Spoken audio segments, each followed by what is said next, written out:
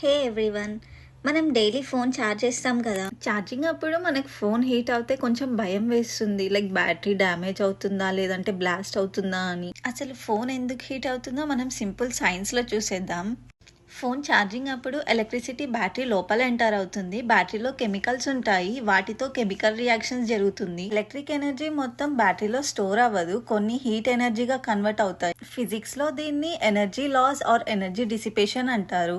Charging టైంలో మనం games ఆడితే, రీల్స్ చూస్తే ప్రాసెసర్ ఫుల్గా వర్క్ అవుతుంది. ఇలా ప్రాసెసర్ వర్క్ అవుతే హీట్ జనరేట్ అవుతుంది.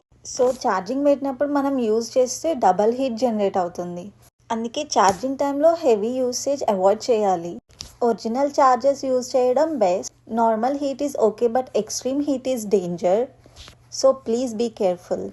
డైలీ లైఫ్ సైన్సెస్ని సింపుల్గా తెలుసుకోవాలంటే వెంటనే మన ఛానల్ని ఫాలో చేసి సబ్స్క్రైబ్ చేసుకోండి. Thank you all.